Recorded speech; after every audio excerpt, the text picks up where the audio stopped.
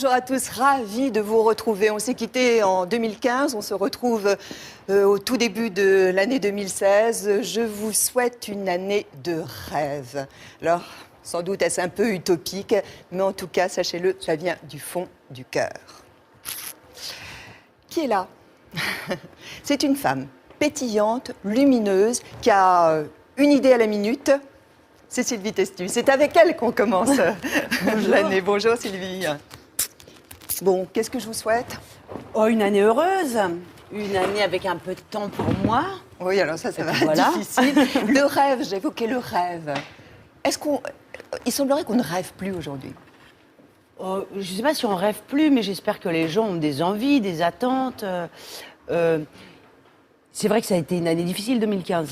Donc peut-être c'était un petit peu le moral en berne chez tout le monde, mais on va leur souhaiter une année pleine de rêves, une année pleine de joie et Je suis d'accord. une année pleine de fêtes. Est-ce qu'il y a une bonne résolution que vous ne tiendrez pas, que vous savez par J'en avance? prends plus. Ah, c'est terminé. Je les ai Bon. tellement pas tenues les unes après les autres que j'en prends plus. Je me dis, elle va peut-être m'arriver comme ça d'un coup. Arrête ton cinéma, c'est un film de Diane Curis, c'est votre histoire. C'est à partir d'un roman que vous avez, qui a été adapté donc au cinéma, qui va sortir ce mercredi. On va l'évoquer, bien sûr, durant toute cette émission. On l'a vu, c'est une comédie, c'est caustique, c'est sur le métier du cinéma. Alors, avec ces dysfonctionnements, avec cette cruauté aussi qui existe dans tout métier, mais particulièrement quand même dans le 7e art. Et on va revenir évidemment un petit peu en arrière. Vous le savez bien, on aime bien revenir aussi sur l'enfance. L'enfance qui est plutôt une enfance assez joyeuse en définitive pour vous. Oui, c'est une enfance assez joyeuse, avec deux sœurs. On n'a que 2 ans d'écart entre nous, donc on était très proches. Vous étiez au milieu. Oh, regardez cette photo. Oh, j'adore cette photo. Vous l'avez vue? Vous la connaissez bien évidemment. Oh, bien disons, ça fait longtemps que je ne l'ai pas vue. On est tellement Vous jolis. êtes la plus grande, hein? Vous êtes la plus grande, là. C'est affreux. Ah, disons, ça fait longtemps que je n'ai pas vu cette photo. Oui. On devait certainement aller à un mariage. C'est chic, non? Ah oui, vous êtes endimanché, là. Oui. Ah, clairement, Oui. ouais. Vous avez grandi, en fait, dans le quartier de la Croix-Rousse, à Lyon. Un quartier populaire? Très populaire, très mixé. En fait, c'est-à-dire qu'il y avait vraiment beaucoup d'enfants dont les parents étaient de première génération d'immigration. C'est votre cas, d'ailleurs. Ce qui était le cas de... Oui, ma mère est italienne. Enfin, maintenant, elle a pris la nationalité française, mais en fait, elle est née en Italie. Et puis, il y avait beaucoup d'Espagnols, beaucoup de Portugais, beaucoup d'Algériens, Marocains, Tunisiens. Et ça se passait bien? Très bien, très bien. En fait, ça faisait un quartier où on parlait fort. Ouais. Et d'ailleurs, on parlait fort et aussi, vous dites que vous avez été plutôt une enfant assez castagneuse. Oui, parce qu'en fait, on était une famille de filles. Et c'était un endroit comme ça où, finalement, la figure paternelle était forte et on respectait vachement le père ou le grand frère. Et chez nous, il n'y en avait pas. Donc, c'est moi qui ai pris ce rôle, je crois. Donc même plutôt dans la rixe, vous vous battiez, il y avait des moments violents et physiques? Oui, petite, en fait, j'étais vraiment ce qu'on appelle un garçon manqué, ce qui me blessait beaucoup, parce qu'un garçon manqué, c'est quand même un garçon qui a raté, ça donne une fille, donc ça me gonflait. Donc je disais, j'étais une petite fille courageuse, on va dire ça comme ça. Héroïque. Voilà, c'est ça. Ma sœur aînée était plutôt timide, c'était la jolie de la maison, son surnom était Miss Pompon. J'avais écrit ça dans un livre qui s'appelle Gamine. Moi, je m'étais attribué le titre de char d'assaut et j'avais donné à ma petite sœur celui de Troufion, donc. À nous trois, on faisait une petite armée. Et donc, quand ça roulait pas bien, c'était moi qui allais au front. Voilà. Qu'est-ce que ça a induit, le fait de ne pas avoir de père? Enfin, vous aviez un père, mais vous ne le connaissiez pas. Vous l'avez connu beaucoup plus tard, à l'âge adulte. Je l'ai rencontré. Oui. Je connais toujours pas, mais je l'ai rencontré. En fait, enfant, vous ne posez pas de questions. Parce qu'en fait, il ne me manquait rien parce que je ne le connaissais pas. Mais les autres enfants. Voilà. Ouais. Et en fait, c'est là où on se rend compte que sont les gens autour qui vous montrent que vous êtes un cas. En fait, vous savez, ça a commencé à l'école où on vous demande de remplir les dossiers, où on vous demande profession de la mère, profession du père. La profession du père, on mettait un point d'interrogation, où ma sœur aînée mettait une croix. Un jour, elle a mis décédé. Comme ça, on arrêtait de lui poser des questions. Et en fait... Et en plus, on la plaignait. Oui, voilà. Et en plus, on la plaignait. C'est tout bénef.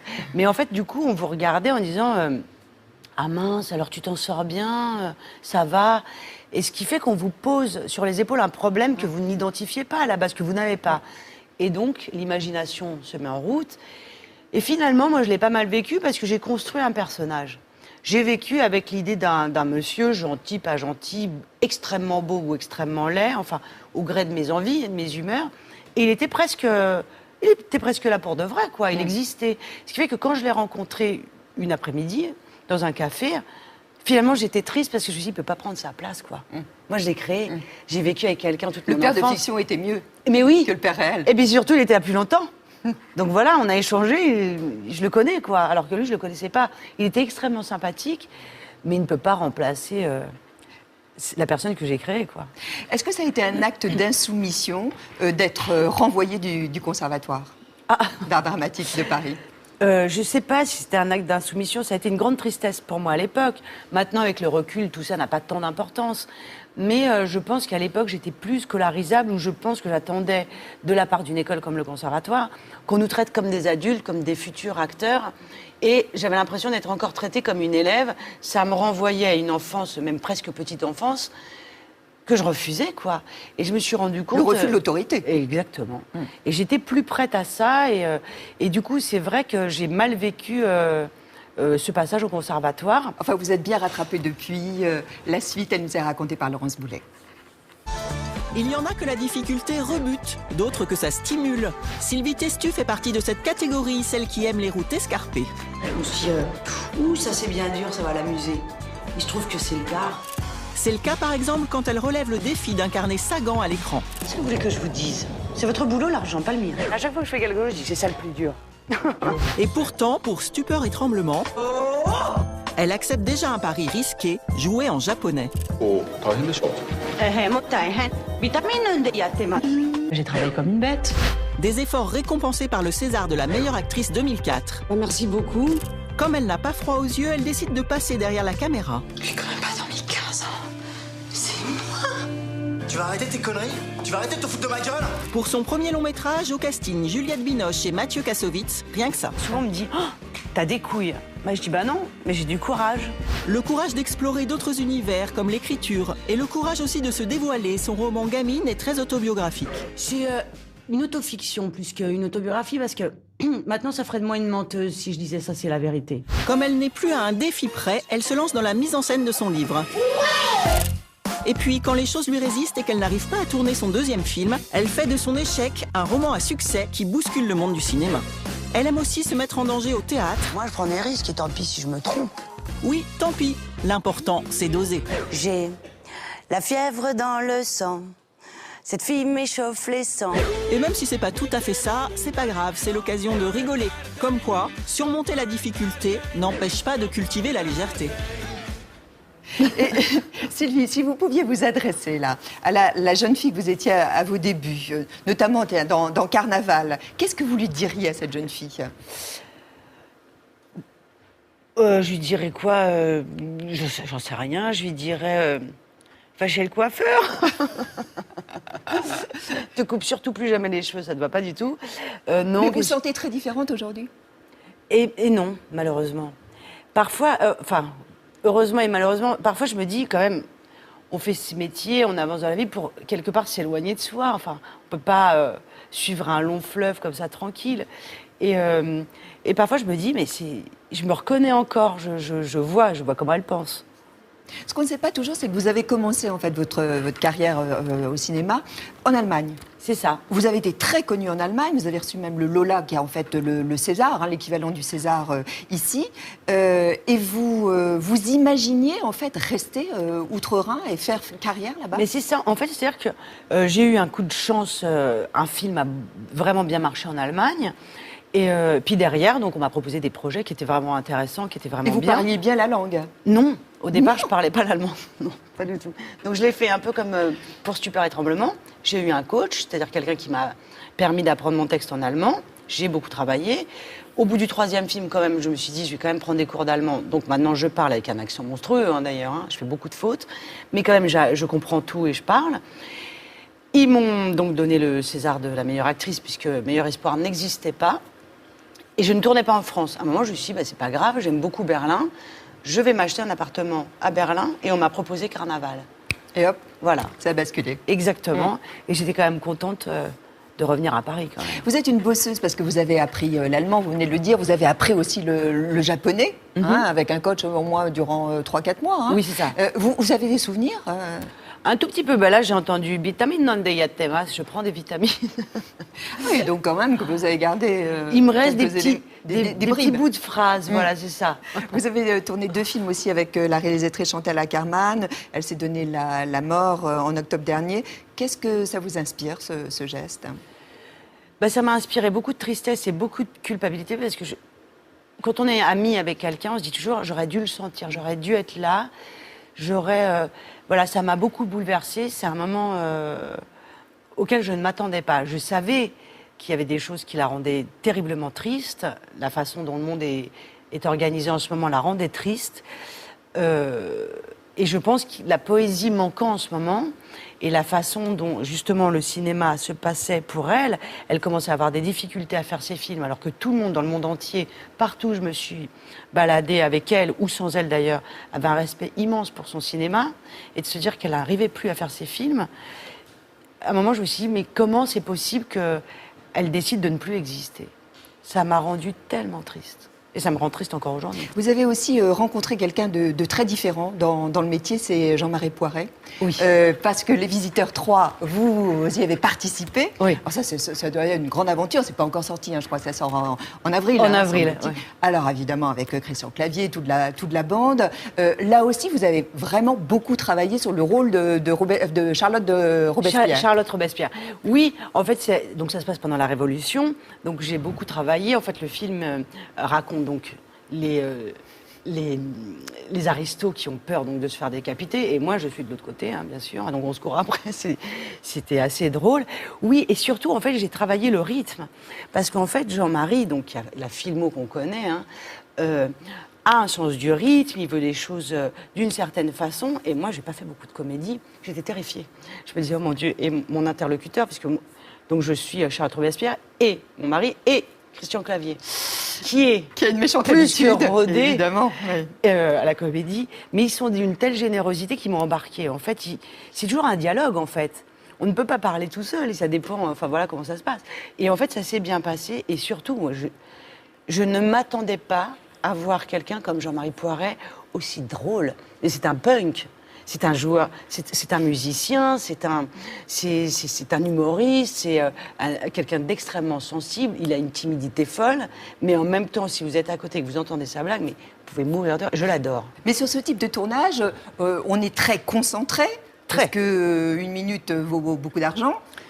Où il y a des moments. C'est même pas pour l'argent. De rire, de sourire, c'est terrible, de folie même. Des faux, tout est mélangé là, tout ce que vous venez de dire y est, mais en fait, c'est même pas tant l'argent que ça, c'est qu'ils sont tellement forts.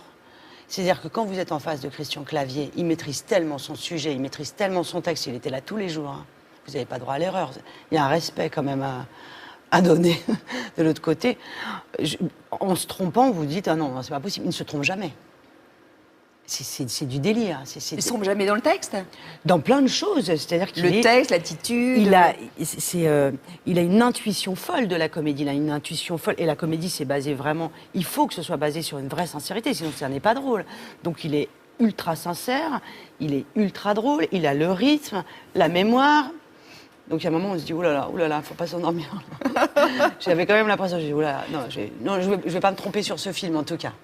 Et Jean-Marie qui attend le résultat, hein. Qui tient une équipe avec une décontraction et qui en plus en rajoute et rit et est inspiré par les acteurs qu'il a sur le plateau. Il dit ah, on pourrait faire ça.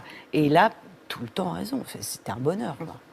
Vous viendrez nous en parler oui, quand ça sortira. Avec plaisir. On parle dans un instant de votre actualité, évidemment, Arrête ton cinéma. Mais auparavant, on a voulu passer quelques moments avec vous, on aime bien ça. Alors là, vous aviez carte blanche, et on s'est dit, tiens, et puis vous étiez d'accord pour aller voir l'exposition Claire Boitéché. Ouais. Claire Boitéché, vous l'adorez, vous avez beaucoup d'affection, d'estime pour elle, vous la connaissez. De l'admiration. Et de l'admiration. Ah. Et ça se passe au Centre Pompidou. D'ailleurs, c'est une exposition qui se prolonge, je crois, jusqu'au 8 février. Alors, regardez déjà le sujet, ça va vous donner envie d'y aller. Avec vous, Sylvie. Beaubourg, c'est un lieu à part. C'est un lieu où il y a des expos qu'on ne trouve pas ailleurs. J'aime beaucoup cet endroit. Et en plus, il y a de l'espace. Et en plus, il n'y a pas de bagnole. C'est un lieu de vie, c'est plus qu'un musée. C'est un lieu qui appartient aux gens qui le traversent, je trouve. J'ai l'impression d'avoir toujours lu ces BD. Les frustrés, qu'est-ce que c'est drôle.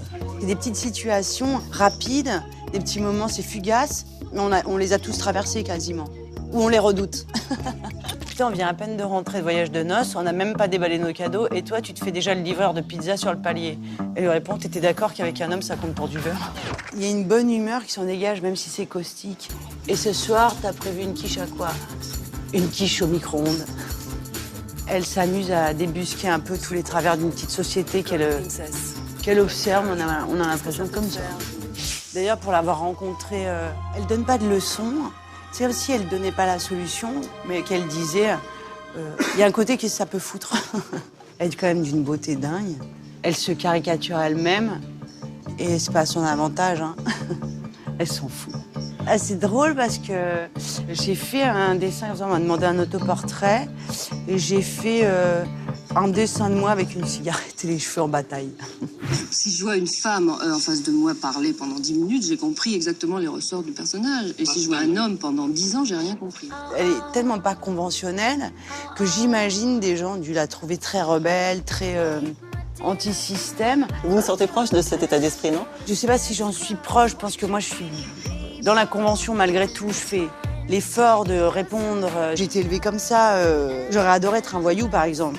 Mais j'ai toujours bien fait comme on m'avait dit, quoi, l'air de rien. Les mères qui veulent pas quitter leur jean, ça reste ouvert. Je sais, je mets un élastique. Être mère, vous appréciez beaucoup, en fait. On apprécie toutes, on est toutes hyper fières, c'est les plus beaux, c'est les plus sympa. Et en même temps, et voilà, et en même temps, ça sera le sujet de mon prochain livre. Je veux dire, les enfants rêvent de devenir grands et les grands pleurent sur leur jeunesse. Donc c'est sûr qu'il y a un conflit à un moment. C'est sûr que ça va pas bien se passer tout le temps. Oh, ils sont relous les parents. Répétition pour une scène d'Agrippine par Sylvie Testu. C'est vrai que j'avais oublié que j'avais fait ça. Ma mère, où Agrippine s'énerve contre sa mère. Et elle était venue. Et je lui ressemble à Agrippine ou pas? C'est ça? On s'était vachement marrés à faire ça. L'adolescence, c'est un état presque de grâce, quoi. C'est le moment où on a le droit de faire n'importe quoi. Ben, je l'ai pas fait. J'étais une étudiante, j'espère que mes enfants seront comme moi. Vous redoutez l'adolescence de vos enfants? Je veux même pas en parler. Je pense que je vais être une mère qu'ils vont pouvoir détester avec joie. Non, je vais prendre ta voiture. Non, je crois que je vais dire non.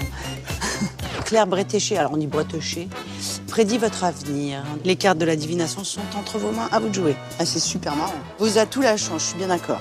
Les obstacles, la bipolarité, j'irai peut-être pas jusque-là. Le présage, la célébrité. Quand on décide de faire actrice, on aime bien quand même qu'il y ait des gens qui aillent voir vos films. Donc c'est pas mal.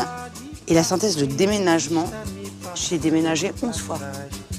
Je ménage tout le temps. Je suis pas superstitieuse, mais quand même, je fais attention à ne pas passer sous une échelle, mais quand même, je fais attention quand je vois un chat noir, mais quand même, j'attrape, vous savez, les trucs et je fais un peu. Mais sinon, j'ai l'arrogance de penser que non, je ne crois rien. Ah, je suis contente d'être dans l'univers de Claire Bretéché et j'en veux plus. C'est vrai, elle était trop courte. C'était trop court. Elle était trop courte, oui. Arrête ton cinéma. Est-ce que quelqu'un, parfois dans la vie, vous dit ça? On l'a tous entendu. Arrête ton cinéma, arrête de te lamenter sur ton propre sort, arrête tes grands sentiments. Oh, voilà où on a envie de dire, écoute, ça va, calme-toi, s'il te plaît. On l'a tous entendu. Mais ça vous arrive, vous, de disjoncter un peu? J'aimerais vous dire non. Mais oui, bien sûr que ça arrive. Bien sûr qu'il y a des Mais moments... vers quoi? Vers le caprice? Non. La mégalomanie? Ça m'étonnerait C'est quand un- même. Non, c'est un peu... Mon angoisse, c'est le temps, en fait. Que, justement, comme le cinéma, tout va vite, il faut aller encore plus vite qu'on a envie d'avancer, enfin bon, bref. Et parfois, c'est source d'angoisse. Et parfois, la machine s'emballe, ça s'enraye, et puis un petit détail vous prend une importance folle, et vous mettez à piquer une crise de nerfs, et tout le monde vous regarde comme ça avec des yeux de merlan frit, alors que pour vous, c'est une importance folle. Bien sûr, et on vous dit, arrête ton cinéma. Alors, Arrête ton cinéma, c'est un film donc, qui a été adapté à partir de votre livre. Moi, j'avais bien aimé, d'ailleurs, vous étiez venu Oui. pour parler déjà du livre, qui n'avait pas du tout, d'ailleurs, ce titre-là. Non. Arrête ton cinéma, c'est peut-être meilleur. Ouais. Ah bah oui, pour le cinéma, c'est mieux. Moi, je l'avais appelé « C'est le métier qui rentre ouais. puisque, en fait, pour un roman, c'est pareil, c'est une phrase qu'on a beaucoup entendue. quelqu'un qui se fait mal, je dis n'importe quoi, en plantant un clou, on lui dit c'est le métier qui rentre. Voilà, c'est comme ça. Ça veut dire que quand vous ratez quelque chose. Alors c'est votre histoire. C'est l'histoire en fait de Sibylle, puisqu'elle se prénomme ainsi, mais ça pourrait être l'histoire de Sylvie. C'est une actrice qui se lance donc pour la première fois dans la réalisation de son film. Et elle va rencontrer 2 productrices, mais alors des productrices absolument féroces, cruelles, totalement déjantées. Elles vont lui faire vivre un véritable cauchemar. Alors c'est Josiane Balasco, qui a une tête un peu de Catherine Lara. C'est ça. Hein, et puis c'est Zabou Bredman qu'on n'a jamais vu comme ça. Qui est génial. Absolument. On les Une adore. sorte de rockeuse. Voilà. Ouais. Vous interprétez votre propre rôle. C'est troublant, non? Alors, vous savez, souvent, moi, je réponds à ça en disant, moi, je me mets en scène dans mes petits écrits, je tire le trait. En fait, pour m'en éloigner, je regarde ça, c'est comme si je me disais, t'as vu, Sylvie, t'es moins con que Sibylle. Donc, au final, je ne me sens pas comme ça. J'ai l'arrogance de penser que je suis bien plus clairvoyante, que je suis bien plus intelligente, que je suis bien plus drôle et réactive qu'elle. En fait, en gros, globalement, c'est une comédie qui repose sur des choses assez classiques. C'est-à-dire, c'est les 2 Augustes, c'est-à-dire Josiane Balasco et Zabou Bretman, et moi, je suis le clown blanc. Et donc voilà, vous savez qu'au départ, quand on a décidé d'adapter avec Diane, je trouvais ça très chic que ce soit pas moi qui joue. Quand Diane m'a demandé si je voulais bien qu'elle le réalise, si je voulais le réaliser moi, j'ai dit non. Donc j'étais ravie et elle m'a demandé donc de jouer dedans. Au début, je dis non, je crois pas, je vais t'aider à écrire si tu veux. Enfin bon. Et puis on écrivait, plus je trouvais ça bien, je dis non, mais moi aussi je veux le jouer. Et vous êtes accaparé en fait votre propre personnage. Absolument. Pour que ceux qui sont avec nous ce matin comprennent l'ambiance, on regarde la bande-annonce. Tu devineras jamais ce qui m'est arrivé aujourd'hui. Il y a des productrices qui m'ont appelé. Elles veulent que j'écrive le scénario sur mes sœurs et mon père. C'est formidable. Je fais réaliser mon film. Mais c'est qui ta prod? T'as vu comme elle est mignonne? C'est le genre de femme affreuse. Pareil qu'elle jette les gens dans les escaliers. Ça va être génial, on va faire une promo de malade. Mais j'en suis qu'au début de l'écriture. Oui, mais ça, on s'en fout. T'as une histoire et c'est la tienne en plus. Et les actrices, on les signe tout de suite, sinon elles seront plus libres. On se fait chier. Très longtemps, on se fait chier. Pourquoi le père, il travaillerait pas dans un haras? Les gens, ils adorent les chevaux en ce moment. J'adore. Pourquoi il tiendrait pas un bar, le père? T'en fais un type un peu baroudeur, et puis les filles, c'est des filles qui ont des couilles. C'est plus moderne. Le rôle principal, c'est qui? C'est vous 3. Non, enfin, c'est toi quand même. Moi, je suis ravie, j'ai toujours rêvé de jouer une pute. En même temps, comédienne, c'est un peu pareil. Oui, et puis ta version avec les 3 radins, là, excuse-moi, mais je sais pas qui a eu cette idée. Je vais le faire pour toi, ce film. Je vais le faire pour ton petit cul. Mais dis-moi, de salope! Vous croyez où? Quand la chatte est pas là, les souris dansent? Les productrices et moi, on est amoureuses de notre travail. Bah bonne partouze alors. Mesdames et messieurs, pretty girls et pretty boys, s'il vous plaît.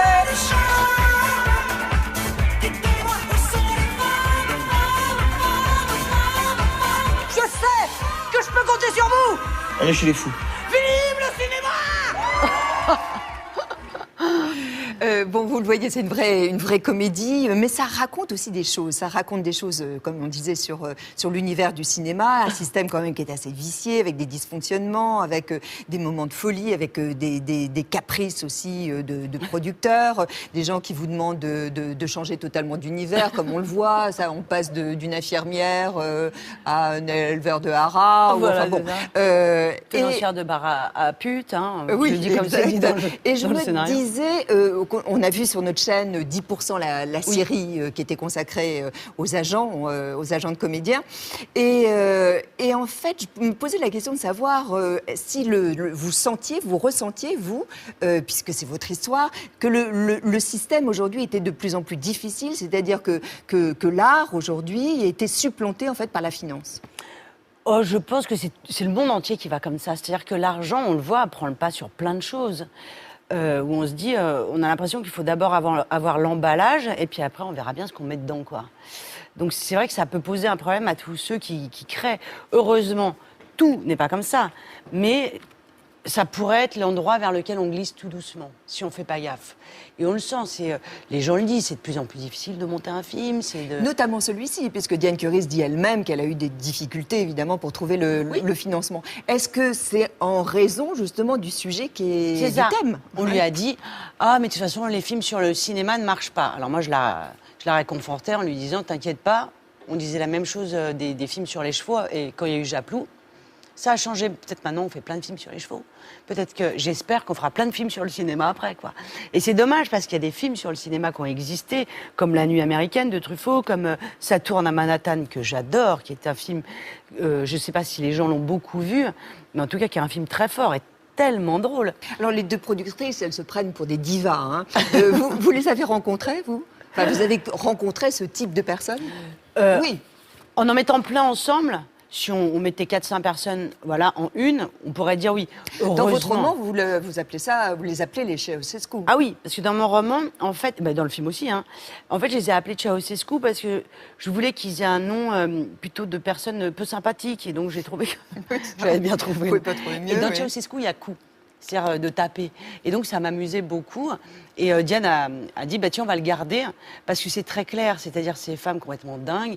Et surtout, en fait, ce qu'elle voulait, et ce que elle a écrit plus que moi je n'ai écrit dans le livre, elle voulait qu'elles soient plus dingues que méchantes. Ça les conduit à faire des choses méchantes, mais la folie dans laquelle elles sont les embarque. En fait, c'est ça qu'elle voulait, en fait, Diane. Et donc, elles oublient carrément qu'il y a quelqu'un en face d'eux qui est aussi doté de sentiments, qui pourrait éventuellement souffrir. Alors qu'ils sont en train de, voilà, qui sont en train de l'écraser, quoi. 4 femmes sur un plateau. Qu'est-ce que ça donne? Ça induit quoi comme ambiance sur le tournage? En fait, ce qui s'est passé, ce qui était assez génial, c'est que c'est 4 réalisatrices, 4 actrices, puisque Diane a été actrice.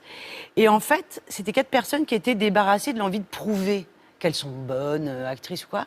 On était toutes dans le travail, et c'est-à-dire la drôlerie de l'une, bon, on peut quand même le dire, de Josiane, inspirait l'autre. Zabou qui inspirait Diane, qui m'inspirait... Enfin, c'était... Il y a une sorte d'émulation. Absolument. C'était vraiment, franchement, ce film s'est fait dans une vraie circulation d'idées, d'énergie. On a adoré. Moi, je me levais le matin, j'étais ravie d'aller sur le plateau. Mais il faut quand même parler des 2 hommes. Parce qu'en fait, c'est vrai qu'on est majoritaire, mais on a quand même... en dehors d'autres filles, Virginie Hoc, merveilleuse, Claire Kem et Hélène de Fougerolles, qui ont participé au film. Bonne copine. Mais c'était tout le monde, c'est bien. Les 2 hommes. Oui. Ah ouais, non, les 2 hommes. Fred Testo, qui joue le mari, je trouve qu'il est formidable. Il est plein de tendresse, il est drôle.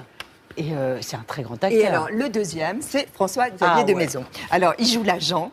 Il est vraiment, oui, ça c'est sûr, il est craquant. Et puis alors, il y a Diane Curis, la réalisatrice, et tous les deux, vous voyez, merci, vous m'avez beaucoup aidé. Ah, j'ai compris. Voilà, on témoigne sur vous, Sylvie.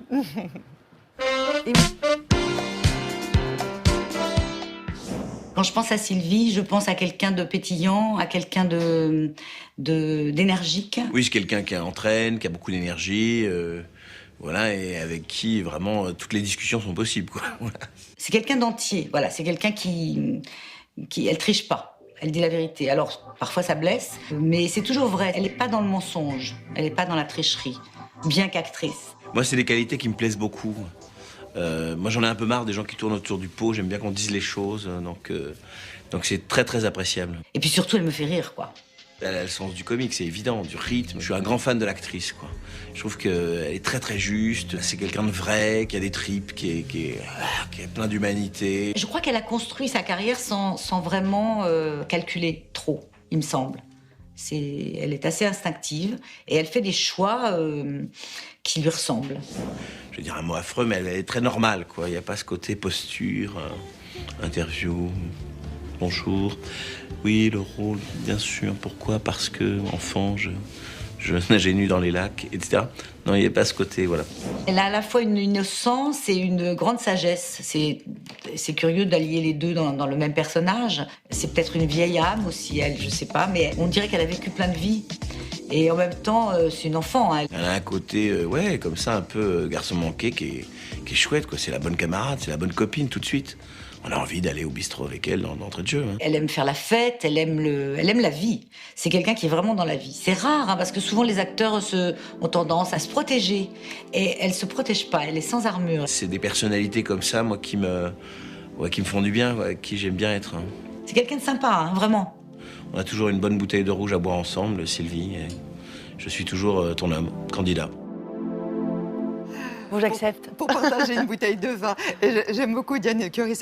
Elle est vraiment sympa. Hein. Oui, elle en est étonnée. Oui. C'est tellement drôle. C'est-à-dire qu'elle n'est pas diva, c'est ça qu'elle veut dire, absolument. Non, elle est vraiment sympa. Oui, Hein, vraiment. Oui, vraiment. Hein. Quand on la connaît, oui, vraiment. Et alors, vous êtes très festive. Hein. Oui, j'aime bien. Ouais.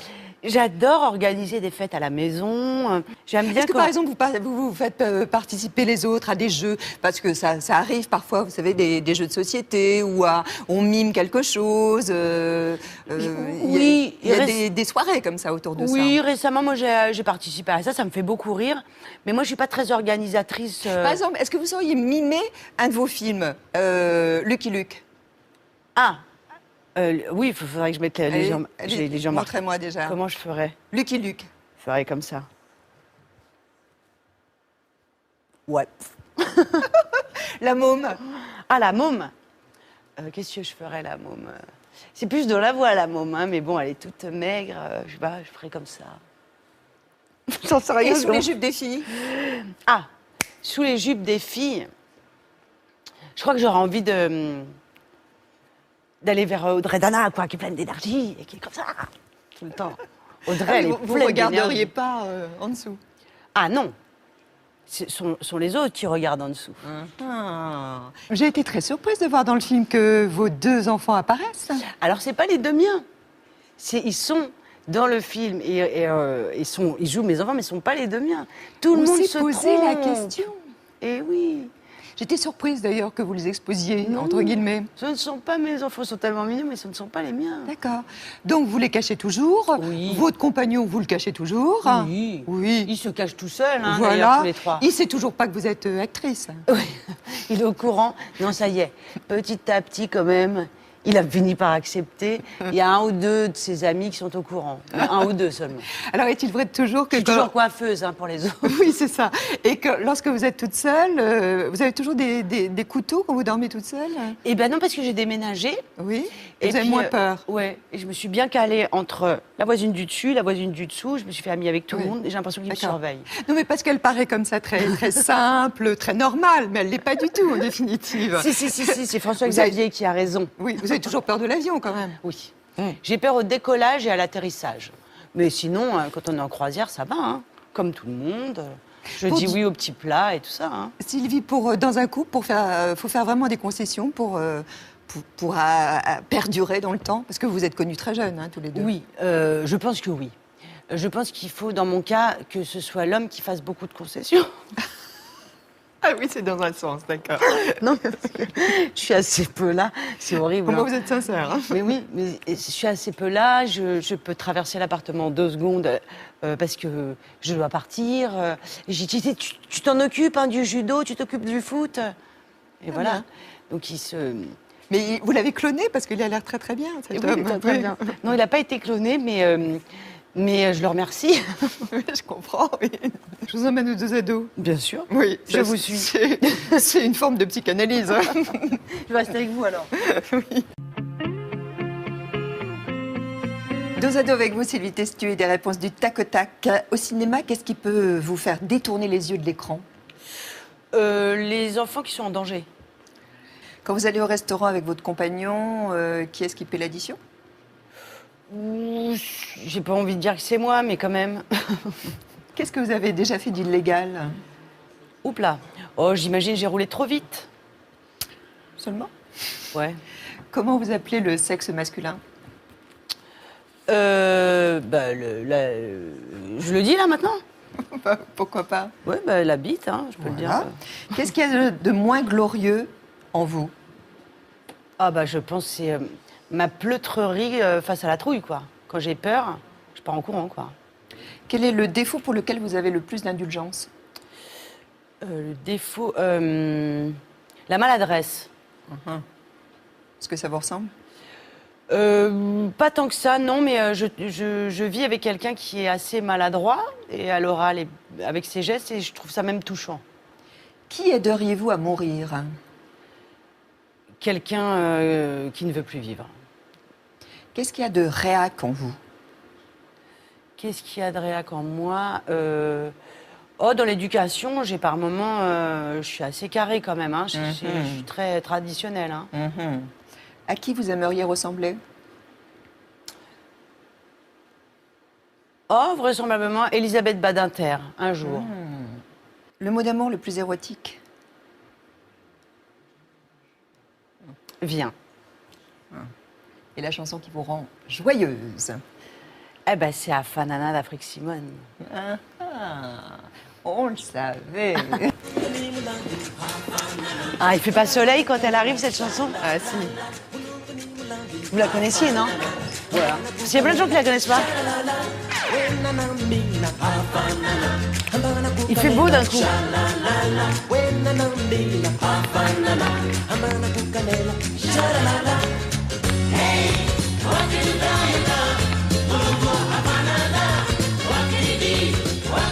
C'est bien. J'adore. Mettez ça chez vous, il fait beau. Ça, c'est votre univers musical, ça. Pas que, monsieur. Elle est quand même assez rapide, hein, elle a un rythme quand même, voilà. Mais c'est vrai que, par moment, quand elle passe, vous savez, dans les playlists, subitement, on change de saison. Quand on est en hiver, hop, c'est l'été. Robespierre. Charlotte Robespierre. Oui, en fait, donc ça se passe pendant la Révolution. Donc j'ai beaucoup travaillé. En fait, le film raconte donc les aristos qui ont peur donc de se faire décapiter, et moi je suis de l'autre côté, hein, bien sûr, donc on se court après, c'était assez drôle.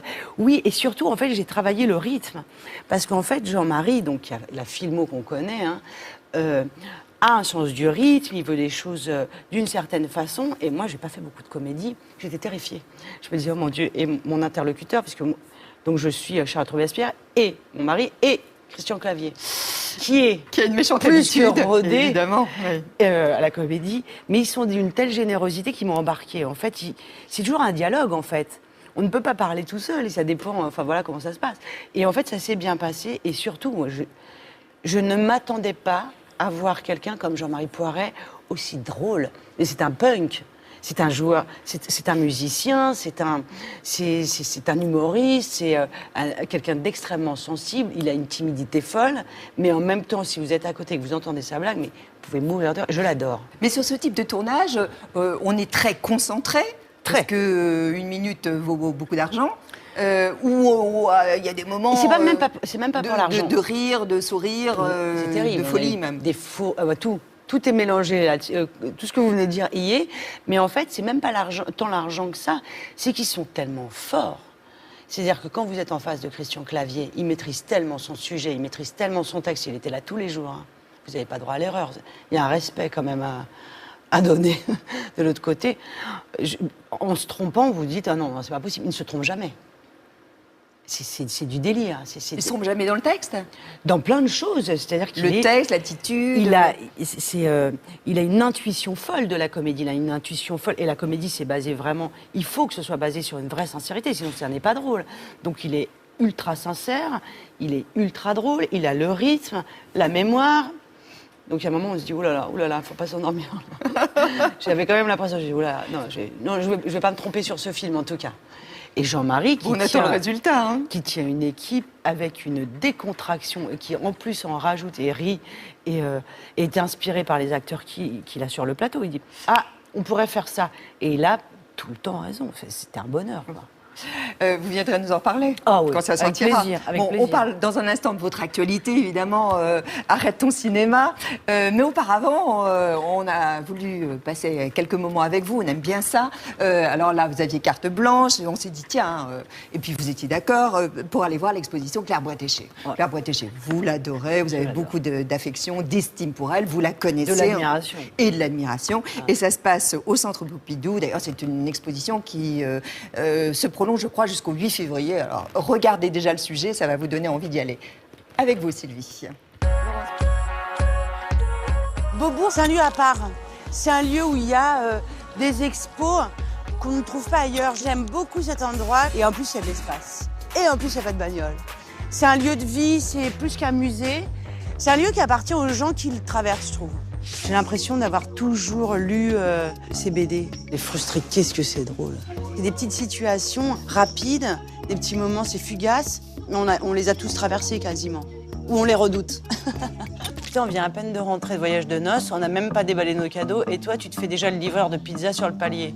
Et il répond, t'étais d'accord qu'avec un homme, ça compte pour du beurre? Il y a une bonne humeur qui s'en dégage, même si c'est caustique. Et ce soir, t'as prévu une quiche à quoi?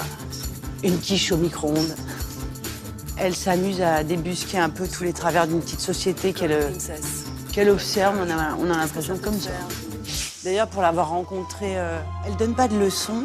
C'est comme si elle donnait pas la solution, mais qu'elle disait, il y a un côté que ça peut foutre. Elle est quand même d'une beauté dingue. Elle se caricature elle-même, et c'est pas à son avantage, hein. Elle s'en fout. Ah, c'est drôle parce que j'ai fait un dessin, on m'a demandé un autoportrait, et j'ai fait un dessin de moi avec une cigarette et les cheveux en bataille.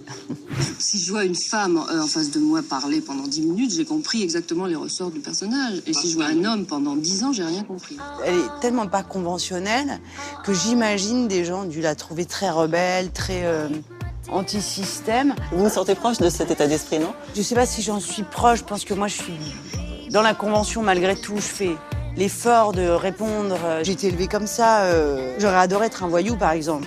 Mais j'ai toujours bien fait comme on m'avait dit, quoi, l'air de rien. Les mères qui veulent pas quitter leur jean, ça reste ouvert. Je sais, je mets un élastique. Être mère, vous appréciez beaucoup en fait. On apprécie toutes, on est toutes hyper fières, c'est les plus beaux, c'est les plus sympas. Et en même temps, et voilà, et en même temps, ça sera le sujet de mon prochain livre. Je veux dire, les enfants rêvent de devenir grands et les grands pleurent sur leur jeunesse. Donc c'est sûr qu'il y a un conflit à un moment. C'est sûr que ça va pas bien se passer tout le temps. Oh, ils sont relous les parents. Répétition pour une scène d'Agrippine par Sylvie Testu. C'est vrai que j'avais oublié que j'avais fait ça. Ma mère, où Agrippine s'énerve contre sa mère. Et elle était venue. Et je lui ressemble à Agrippine ou pas? C'est ça? On s'était vachement marrés à faire ça. L'adolescence, c'est un état presque de grâce, quoi. C'est le moment où on a le droit de faire n'importe quoi. Ben, je l'ai pas fait. J'étais une étudiante, j'espère que mes enfants seront comme moi. Vous redoutez l'adolescence de vos enfants? Je veux même... De producteurs, des gens qui vous demandent de changer totalement d'univers, comme on le voit. Ça, on passe d'une infirmière à un éleveur de haras. Voilà, enfin, bon. Tenancière de bar à pute, hein. Oui, je le dis comme ça.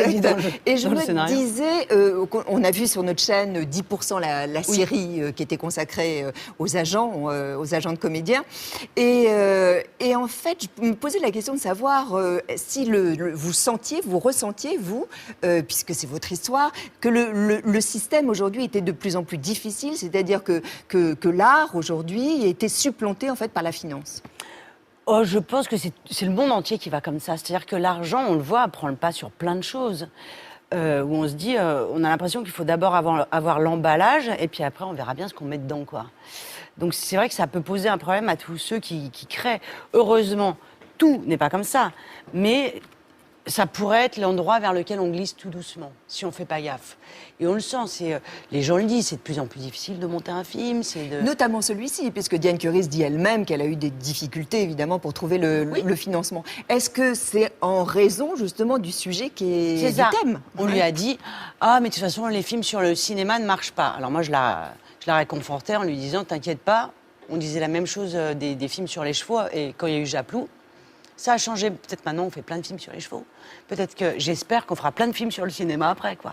Et c'est dommage parce qu'il y a des films sur le cinéma qui ont existé, comme La Nuit américaine de Truffaut, comme Ça tourne à Manhattan, que j'adore, qui est un film, je ne sais pas si les gens l'ont beaucoup vu, mais en tout cas qui est un film très fort et tellement drôle. Alors les deux productrices, elles se prennent pour des divas, hein. Vous les avez rencontrées, vous? Enfin, vous avez rencontré ce type de personnes? Oui. En mettant plein ensemble. Si on mettait 400 personnes, voilà, en une, on pourrait dire oui. Dans votre roman, vous appelez ça, vous les appelez les Ceausescu. Ah oui, parce que dans mon roman, en fait, dans le film aussi, hein, en fait, je les ai appelés Ceausescu parce que je voulais qu'ils aient un nom plutôt de personnes peu sympathiques, et donc j'ai trouvé que j'avais bien trouvé. Vous pouvez pas trouver mieux. Et dans Ceausescu, il y a coup, c'est-à-dire de taper. Et donc ça m'amusait beaucoup. Et Diane a dit, tiens, on va le garder parce que c'est très clair, c'est-à-dire ces femmes complètement dingues, et surtout. En fait, ce qu'elle voulait, et ce que elle a écrit plus que moi je n'ai écrit dans le livre, elle voulait qu'elle soit plus dingue que méchante. Ça les conduit à faire des choses méchantes, mais la folie dans laquelle elles sont les embarque En fait, c'est ça qu'elle voulait, en fait, Diane. Et donc, elles oublient carrément qu'il y a quelqu'un en face d'eux qui est aussi doté de sentiments, qui pourrait éventuellement souffrir. Alors qu'ils sont en train de, voilà, qui sont en train de l'écraser, quoi. 4 femmes sur un plateau. Qu'est-ce que ça donne? Ça induit quoi comme ambiance sur le tournage? En fait, ce qui s'est passé, ce qui était assez génial, c'est que c'est 4 réalisatrices, 4 actrices, puisque Diane a été actrice. Et en fait, c'était 4 personnes qui étaient débarrassées de l'envie de prouver qu'elles sont bonnes, actrices ou quoi. On était toutes dans le travail, et c'est-à-dire la drôlerie de l'une, bon, on peut quand même le dire, de Josiane, inspirait l'autre. Zabou qui inspirait Diane, qui m'inspirait... Enfin, c'était... Il y a une sorte d'émulation. Absolument. C'était vraiment, franchement, ce film s'est fait dans une vraie circulation d'idées, d'énergie. On a adoré. Moi, je me levais le matin, j'étais ravie d'aller sur le plateau. Mais il faut quand même parler des 2 hommes. Parce qu'en fait, c'est vrai qu'on est majoritaire, mais on a quand même... en dehors d'autres filles, Virginie Hoc, merveilleuse, Claire Kem et Hélène de Fougerolles, qui ont participé au film. Bonne copine. Mais c'était tout le monde, c'est bien. Les 2 hommes, oui. Ah ouais, non, les 2 hommes, Fred Testo qui joue le mari, je trouve qu'il est formidable. Il est plein de tendresse, il est drôle. Et c'est un très grand acteur. Et alors, le deuxième, c'est François-Xavier de Maison. Alors, il joue l'agent.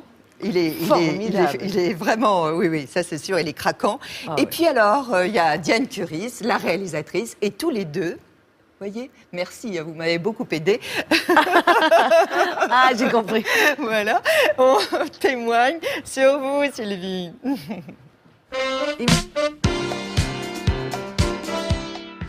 Quand je pense à Sylvie, je pense à quelqu'un de pétillant, à quelqu'un d'énergique. Oui, c'est quelqu'un qui entraîne, qui a beaucoup d'énergie, voilà, et avec qui vraiment toutes les discussions sont possibles, quoi. Voilà. C'est quelqu'un d'entier, voilà, c'est quelqu'un qui elle triche pas, elle dit la vérité. Alors parfois ça blesse, mais c'est toujours vrai. Elle n'est pas dans le mensonge, elle n'est pas dans la tricherie, bien qu'actrice. Moi, c'est des qualités qui me plaisent beaucoup. Moi, j'en ai un peu marre des gens qui tournent autour du pot. J'aime bien qu'on dise les choses, donc c'est très très appréciable. Et puis surtout, elle me fait rire, quoi. Elle a le sens du comique, c'est évident, du rythme. Je suis un grand fan de l'actrice, quoi. Je trouve qu'elle est très très juste. C'est quelqu'un de vrai, qui a des tripes, qui est plein d'humanité. Je crois qu'elle a construit sa carrière sans vraiment calculer trop, il me semble. Elle est assez instinctive et elle fait des choix qui lui ressemblent. Je veux dire un mot affreux, mais elle est très normale, quoi. Il n'y a pas ce côté posture, interview, bonjour. Oui, le rôle, bien sûr. Pourquoi? Parce que, enfant, je nageais nu dans les lacs, etc. Non, il n'y a pas ce côté, voilà. Elle a à la fois une innocence et une grande sagesse. C'est curieux d'allier les deux dans le même personnage. C'est peut-être une vieille âme aussi, elle, je sais pas, mais on dirait qu'elle a vécu plein de vies. Et en même temps, c'est une enfant. Elle a un côté, ouais, comme ça, un peu garçon manqué qui est chouette, quoi. C'est la bonne camarade, c'est la bonne copine, tout de suite. On a envie d'aller au bistrot avec elle d'entrée de jeu. Hein. Elle aime faire la fête, elle aime la vie. C'est quelqu'un qui est vraiment dans la vie. On va en parler. Je pense que je vais être une mère qui vont pouvoir détester avec joie. Non, je vais prendre ta voiture. Non, je crois que je vais dire non. Claire Bretéché, alors on dit Bretéché, prédit votre avenir. Les cartes de la divination sont entre vos mains, à vous de jouer. Ah, c'est super marrant. Vos atouts la changent, je suis bien d'accord. Les obstacles, la bipolarité, j'irai peut-être pas jusque-là. Le présage, la célébrité. Quand on décide de faire actrice, on aime bien quand même qu'il y ait des gens qui aillent voir vos films. Donc c'est pas mal. Et la synthèse de déménagement, j'ai déménagé 11 fois. Je ménage tout le temps. Je suis pas superstitieuse, mais quand même, je fais attention à ne pas passer sous une échelle. Mais quand même, je fais attention quand je vois un chat noir. Mais quand même, j'attrape, vous savez, les trucs et je fais un peu. Mais sinon, j'ai l'arrogance de penser que non, je ne crois rien. Ah, je suis contente d'être dans l'univers de Claire Bretéché et j'en veux plus. Elle était trop courte. C'était trop court. Elle était trop courte, oui. Arrête ton cinéma. Est-ce que quelqu'un, parfois dans la vie, vous dit ça? On l'a tous entendu. Arrête ton cinéma, arrête de te lamenter sur ton propre sort, arrête tes grands sentiments. Oh, voilà où on a envie de dire, écoute, ça va, calme-toi, s'il te plaît. On l'a tous entendu. Mais ça vous arrive, vous, de disjoncter un peu? J'aimerais vous dire non.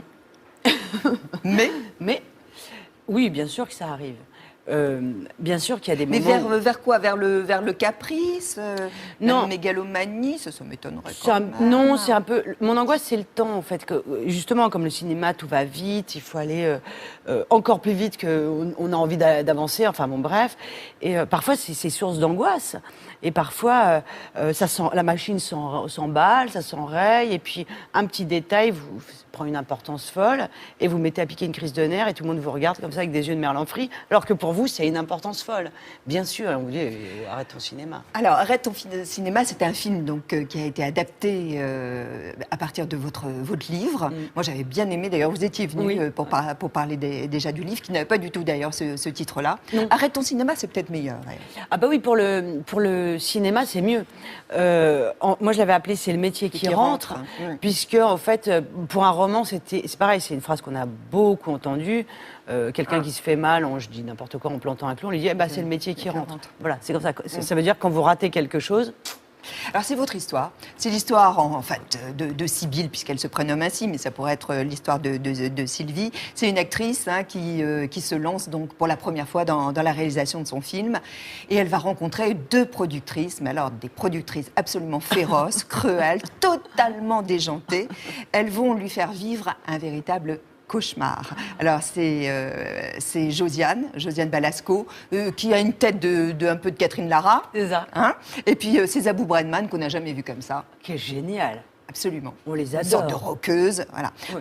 Vous interprétez votre propre rôle. C'est troublant, non? Alors, c'est... Vous savez, souvent, moi, je réponds à ça en disant... Moi, je me mets en scène dans mes petits écrits, je tire le trait. En fait, pour m'en éloigner, je regarde ça, c'est comme si je me disais, t'as vu, Sylvie, t'es moins con que Sibylle. Donc, au final, je ne me sens pas comme ça. J'ai l'arrogance de penser que je suis bien plus clairvoyante, que je suis bien plus intelligente, que je suis bien plus drôle et réactive qu'elle. En fait, en gros, globalement, c'est une comédie qui repose sur des choses assez classiques. C'est-à-dire, c'est les deux Augustes, c'est-à-dire Josiane Balasco et Zabou Bretman, et moi, je suis le clown blanc. Et donc voilà, vous savez qu'au départ, quand on a décidé d'adapter avec Diane, je trouvais ça très chic que ce soit pas moi qui joue. Quand Diane m'a demandé si je voulais bien qu'elle le réalise, si je voulais le réaliser moi, j'ai dit non. Donc j'étais ravie et elle m'a demandé donc de jouer dedans. Au début, je dis non, je crois pas, je vais t'aider à écrire si tu veux. Enfin bon. Et puis on écrivait, plus je trouvais ça bien, je dis non, mais moi aussi je veux le jouer. Et vous êtes accaparé en fait votre propre personnage. Absolument. Pour que ceux qui sont avec nous ce matin comprennent l'ambiance, on regarde la bande-annonce. Tu devineras jamais ce qui m'est arrivé aujourd'hui. Il y a des productrices qui m'ont appelé. Elles veulent que j'écrive le scénario sur mes sœurs et mon père. C'est formidable. Je fais réaliser mon film. Mais c'est qui ta prod? T'as vu comme elle est mignonne? C'est le genre de femme affreuse. Il paraît qu'elle jette les gens dans les escaliers. Ça va être génial, on va faire une promo de malade. Mais j'en suis qu'au début de l'écriture. Oui, mais ça, on s'en fout. T'as une histoire et c'est la tienne en plus. Et les actrices, on les signe tout de suite, sinon elles seront plus libres. On se fait chier. Très longtemps fait chier. Pourquoi le père, il travaillerait pas dans un haras? Les gens, ils adorent les chevaux en ce moment. J'adore. Pourquoi il tiendrait pas un bar, le père? T'en fais un type un peu baroudeur, et puis les filles, c'est des filles qui ont des couilles. C'est plus moderne. Le rôle principal, c'est qui? C'est vous trois.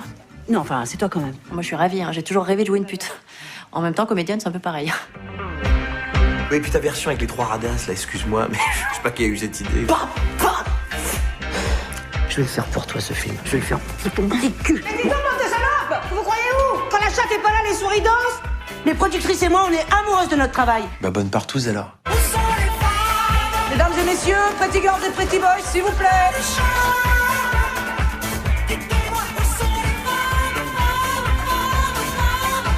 Je sais que je peux compter sur vous.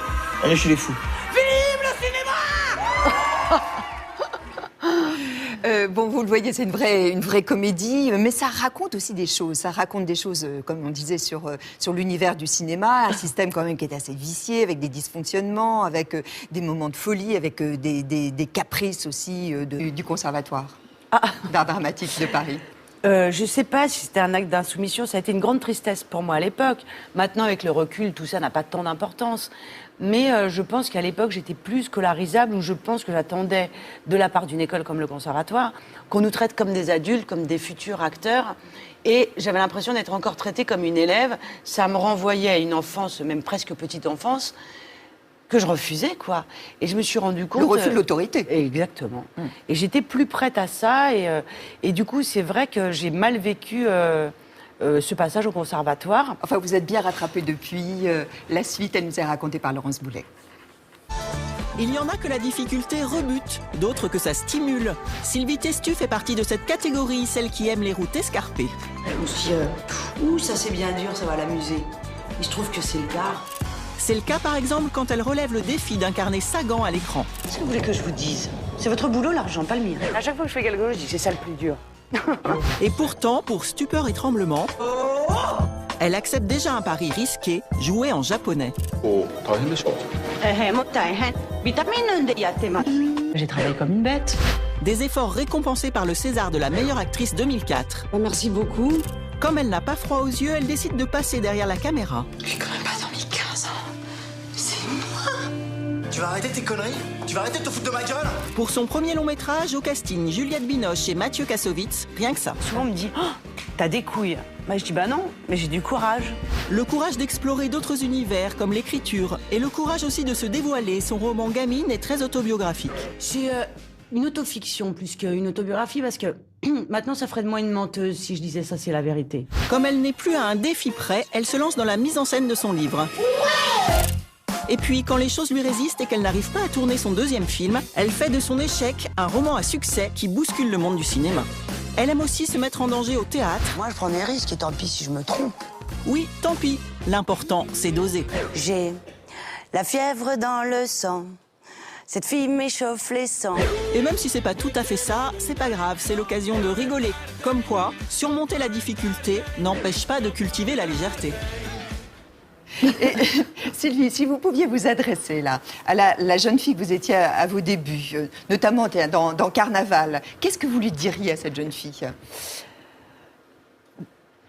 Je lui dirais quoi? J'en sais rien. Je lui dirais va chez le coiffeur. Te coupe surtout plus jamais les cheveux, ça ne va pas du tout. Non. Mais vous vous sentez très différente aujourd'hui? Et non, malheureusement. Parfois, heureusement et malheureusement, parfois je me dis quand même, on fait ce métier, on avance dans la vie pour quelque part s'éloigner de soi. Enfin, on peut pas suivre un long fleuve comme ça tranquille. Et parfois je me dis, mais je me reconnais encore, je vois comment elle pense. Ce qu'on ne sait pas toujours, c'est que vous avez commencé en fait votre carrière au cinéma en Allemagne. C'est ça. Vous avez été très connue en Allemagne, vous avez reçu même le Lola, qui est en fait le César, hein, l'équivalent du César ici. Et vous imaginiez en fait rester outre-Rhin et faire carrière là-bas? Mais c'est ça, en fait, c'est-à-dire que j'ai eu un coup de chance, un film a vraiment bien marché en Allemagne. Et puis derrière, donc on m'a proposé des projets qui étaient vraiment intéressants, qui étaient vraiment bien. Et vous parliez bien la langue? Non, au départ, je parlais pas l'allemand. Non, pas du tout. Donc je l'ai fait un peu comme pour Stupeur et Tremblement. J'ai eu un coach, c'est-à-dire quelqu'un qui m'a permis d'apprendre mon texte en allemand. J'ai beaucoup travaillé. Au bout du troisième film, quand même, je me suis dit, je vais quand même prendre des cours d'allemand. Donc maintenant, je parle avec un accent monstrueux, hein, d'ailleurs. Hein. Je fais beaucoup de fautes. Mais quand même, je comprends tout et je parle. Ils m'ont donc donné le César de la meilleure actrice, puisque Meilleur Espoir n'existait pas. Et je ne tournais pas en France. À un moment, je me suis dit, c'est pas grave, j'aime beaucoup Berlin. Je vais m'acheter un appartement à Berlin et on m'a proposé Carnaval. Et hop, voilà. Ça a basculé. Exactement. Et j'étais quand même contente de revenir à Paris quand même. Vous êtes une bosseuse parce que vous avez appris l'allemand, vous venez de le dire, vous avez appris aussi le japonais, hein, avec un coach au moins durant 3-4 mois. Hein. Oui, c'est ça. Vous avez des souvenirs Un tout petit peu. Là, j'ai entendu vitamine non deyatemas, je prends des vitamines. Oui, donc quand même que vous avez gardé. Il me reste des petits bouts de phrases, voilà, c'est ça. Vous avez tourné 2 films aussi avec la réalisatrice Chantal Akerman. Elle s'est donné la mort en octobre dernier. Qu'est-ce que ça vous inspire, ce geste? Ça m'a inspiré beaucoup de tristesse et beaucoup de culpabilité parce que quand on est ami avec quelqu'un, on se dit toujours j'aurais dû le sentir, j'aurais dû être là, voilà, ça m'a beaucoup bouleversée. C'est un moment auquel je ne m'attendais pas. Je savais qu'il y avait des choses qui la rendaient terriblement triste. La façon dont le monde est organisé en ce moment la rendait triste. Et je pense que la poésie manquant en ce moment, et la façon dont justement le cinéma se passait pour elle, elle commençait à avoir des difficultés à faire ses films, alors que tout le monde dans le monde entier, partout où je me suis baladée avec elle, ou sans elle d'ailleurs, avait un respect immense pour son cinéma, et de se dire qu'elle n'arrivait plus à faire ses films. À un moment, je me suis dit, mais comment c'est possible qu'elle décide de ne plus exister? Ça m'a rendue tellement triste. Et ça me rend triste encore aujourd'hui. Vous avez aussi rencontré quelqu'un de très différent dans le métier, c'est Jean-Marie Poiret. Oui. Parce que Les Visiteurs 3, vous y avez participé. Oui. Alors ça doit être une grande aventure, c'est pas encore sorti, hein, je crois que ça sort en avril. En avril, oui. Alors évidemment avec Christian Clavier, toute la bande. Là aussi, vous avez vraiment beaucoup travaillé sur le rôle de Charlotte de...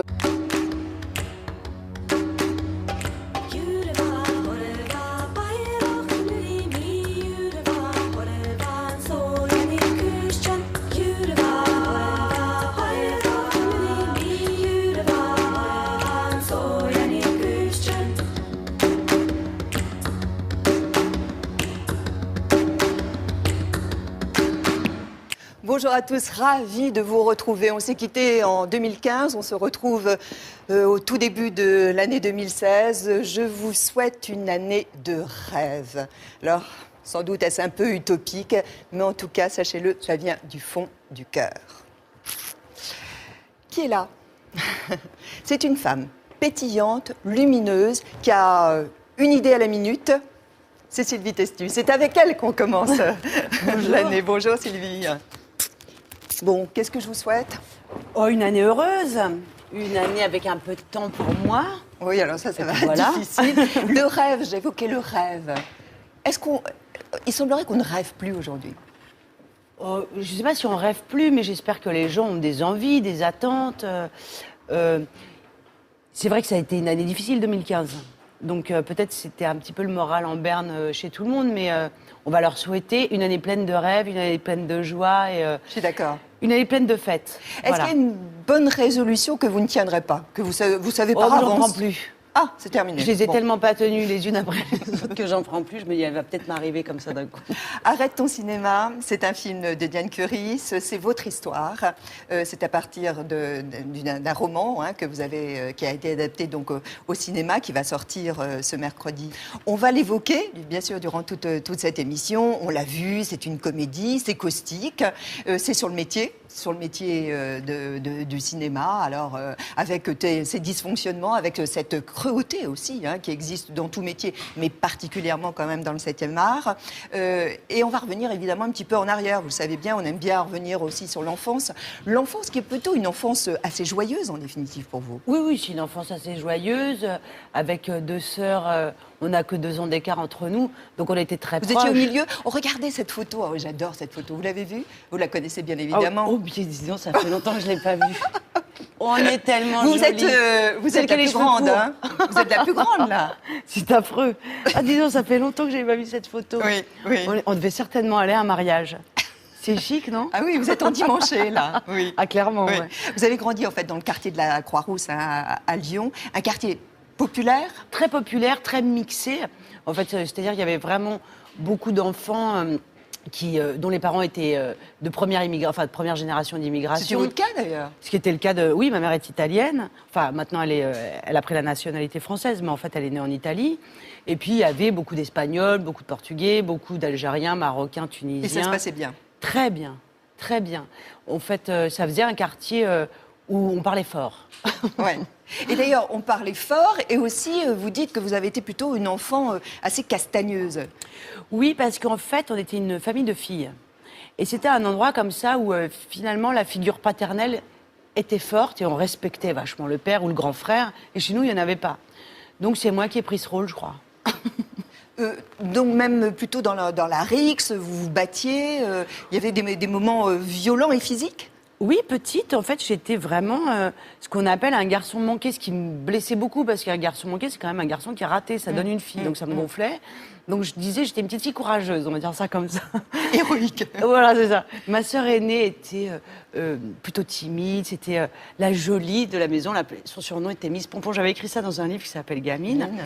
Moi, je m'étais attribué le titre de char d'assaut et j'avais donné à ma petite sœur celui de Troufion, donc. À nous trois, on faisait une petite armée. Et donc, enfin, ça roulait pas bien, bah, c'était moi qui allais au front. Voilà. Qu'est-ce que ça a induit, le fait de ne pas avoir de père? Enfin, vous aviez un père, mais vous ne le connaissiez pas. Vous l'avez connu beaucoup plus tard, à l'âge Je l'ai adulte. rencontré. Oui. Je connais toujours pas, mais je l'ai rencontré. En fait, enfant, vous ne posez pas de questions. Parce qu'en fait, il ne me manquait rien parce que je ne le connaissais pas. Mais les autres enfants. Voilà. Ouais. Et en fait, c'est là où on se rend compte que sont les gens autour qui vous montrent que vous êtes un cas. En fait, vous savez, ça a commencé à l'école où on vous demande de remplir les dossiers, où on vous demande profession de la mère, profession du père. La profession du père, on mettait un point d'interrogation, où ma sœur aînée mettait une croix. Un jour, elle a mis décédé. Comme ça, on arrêtait de lui poser des questions. Et en fait... Et en plus, on la plaignait. Oui, voilà. Et en plus, on la plaignait, c'est tout bénef. Mais en fait, du coup, on vous regardait en disant ah mince, alors tu t'en sors bien, ça va. Et ce qui fait qu'on vous pose sur les épaules un problème que vous n'identifiez pas à la base, que vous n'avez pas. Et donc, l'imagination se met en route. Et finalement, moi, je l'ai pas mal vécu parce que j'ai construit un personnage. J'ai vécu avec l'idée d'un monsieur gentil, pas gentil, extrêmement beau ou extrêmement laid, enfin, au gré de mes envies et de mes humeurs. Et il était presque là pour de vrai, quoi. Il existait. Ce qui fait que quand je l'ai rencontré une après-midi, dans un café, finalement, j'étais triste parce que je me suis dit, il ne peut pas prendre sa place, quoi. Moi, je l'ai créé. J'ai vécu avec quelqu'un toute mon enfance. Le père de fiction était mieux que le père réel. Et bien surtout, il était là plus longtemps. Donc voilà, on a échangé, je le connais, quoi. Alors que lui, je ne le connaissais pas. Il était extrêmement sympathique, mais il ne peut pas remplacer la personne que j'ai créée, quoi. Est-ce que ça a été un acte d'insoumission d'être renvoyé du